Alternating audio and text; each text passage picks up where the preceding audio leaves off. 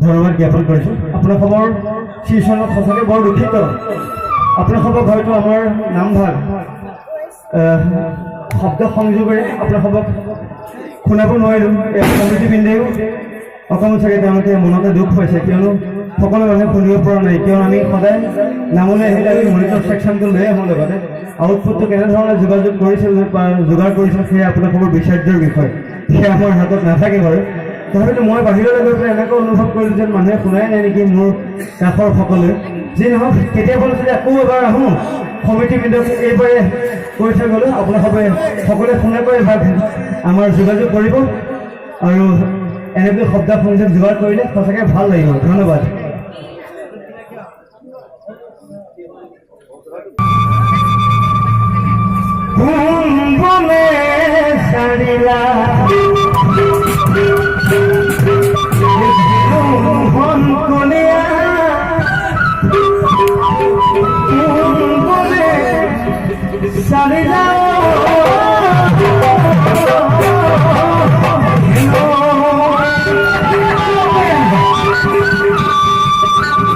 মোৰ শ্ৰদ্ধাৰ মৰমৰ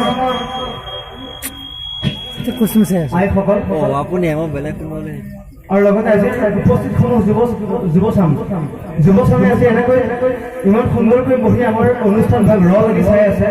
এই সঁচাকৈ সংস্কৃতিৰ এটি সুন্দৰ নিশ্চয় পৰিৱেশন কৰিম, যিহেতু আমি শ্ৰীকৃষ্ণৰ নামভাগ পৰিৱেশন কৰা শেষ হোৱা নাই। নিশ্চয় ককাইদেউৰ নামভাগো আনন্দৰ মাধ্যমেৰে যিবোৰ নাম পৰিৱেশন কৰোঁ তাকেই আমাৰ সংস্কৃতিত মেলা নাম বুলি কওঁ। আমি প্ৰথমতে আমাৰ প্ৰথম পৰ্যায়ত আমাক যেতিয়া নামৰ কাৰণে নিমন্ত্ৰণ কৰিছিল, আমি তেতিয়াই কৈছিলোঁ যে মনিটৰ ছেকশ্যনটো আমি সদায় লৈ আহোঁ, অৰ্থাৎ আমি শুনিব পৰাকৈ। আৰু সমিতিয়ে যদি সকলোকে শুনাব বিচাৰে তেতিয়া আউটপুটটো তেওঁলোকক যোগান ধৰিব দিছিলোঁ। তেওঁলোকে হয়তো বুজি নোপোৱাৰ ক্ষেত্ৰতে বা কেতিয়াবলৈ চাগে আৰু তেনেকুৱা আৰু সুন্দৰ সুন্দৰ আপোনালোকক শব্দ সংযোগ ব্যৱস্থিত কৰাৰ মানসেৰে তেওঁলোকে চাগে আপোনালোকক যোগান ধৰিব। তথাপিও আজিৰ অনুষ্ঠানভাগ এনেকৈয়ে আমি উদযাপন কৰোঁ, বেয়া হ'ব নেকি বাৰু? জয় মা শাসনকাৰী কি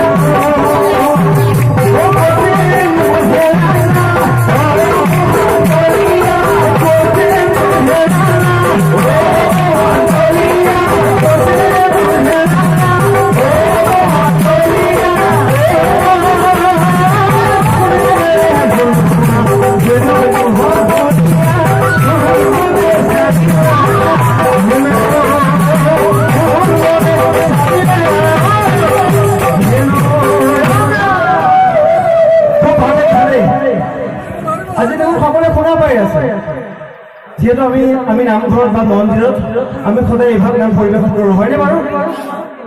বোলো হয়নে? মাত ভাত নিদিলে বেয়া লাগে নহয় ইমান ঠাণ্ডাকো নেওচি আমি ইমান সুন্দৰকৈ আপোনালোকৰ কাষলৈ আহিছোঁ আপোনালোকক সেই মহা হিমত কৰি পেলাই আমাৰ সদায় আজি একেবাৰে মৰম বিলাবলৈ আপোনালোক আহিছে সেয়েহে আজি হৰিনামৰ অমূল্য মহাত্মাৰ মাজত সোমাই যাওঁ য'ত থাকিব বৈকুণ্ঠ অময়াপুৰীৰ নাম প্ৰসংগ হয়নে কৃষ্ণ সেয়েহে নামভাগৰ মাজত আপোনাৰ সংখ্যাটো একবাৰ একেবাৰে সামৰি ল'ব বিচাৰিছোঁ আমাৰ যুৱ প্ৰজন্মৰ পৰা আদি কৰি আইসকলে ক'ব মোহন কুলিয়া হ'বনে এয়াহে আমাৰ অসমীয়াত্ব হয়নে নহ'লে এইখন গামোচা সদায় ধুনীয়া হাত ধুই থাকিব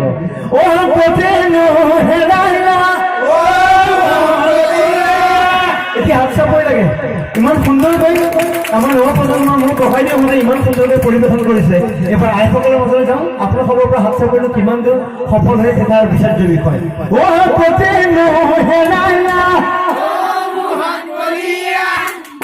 মাইকী মানুহ নহয় জানো আগলৈ যাওঁচোন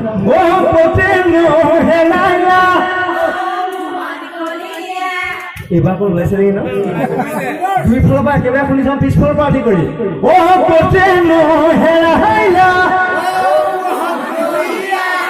খুব ভাল লাগিব এতিয়া আমাৰ বলৰ ফালৰ পৰা হাত চাপৰি লাগে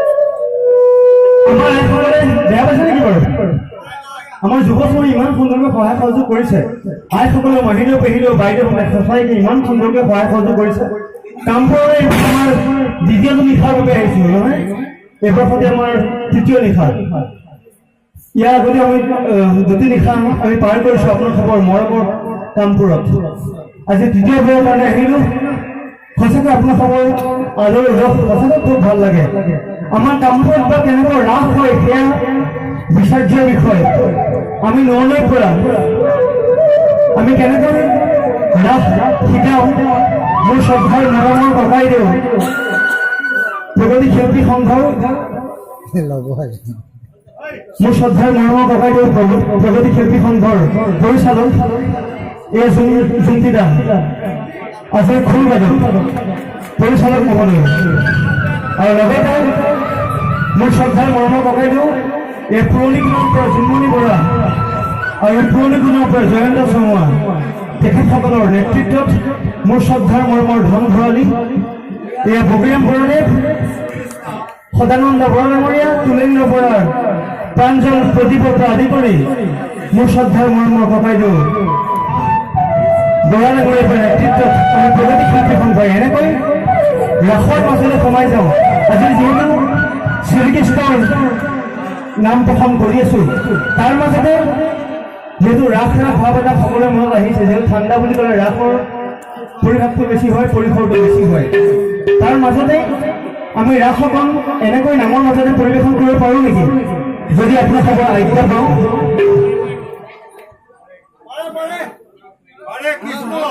আপোনালোকৰ কামপুৰত অকণমান ৰাসৰ পৰিসৰ দি যাওঁ নেকি?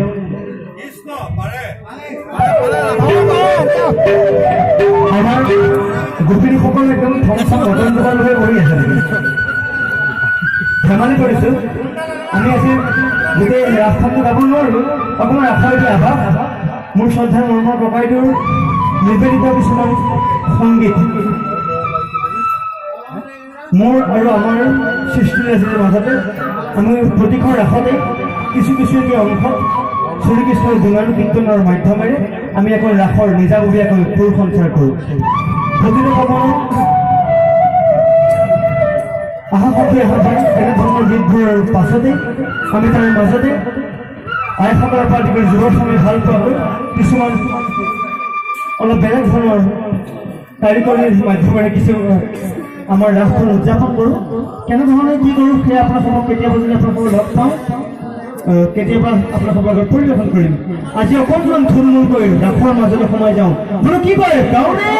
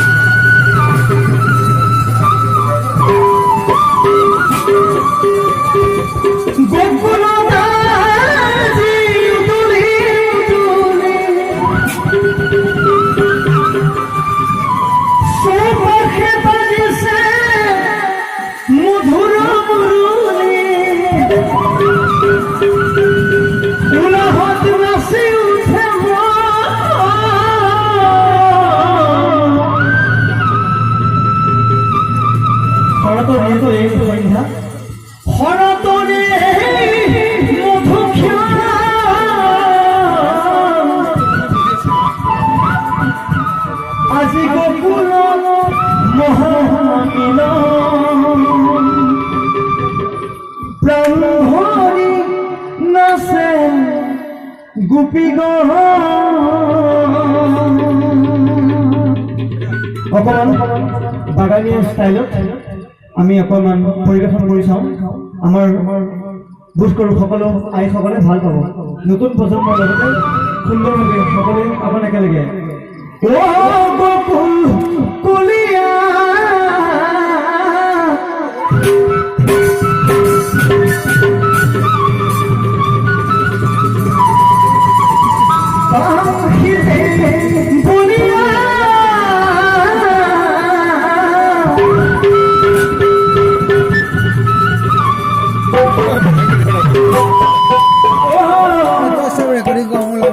তোমার বাহির ধ্বনি শুনি গোপী হল বলিয়া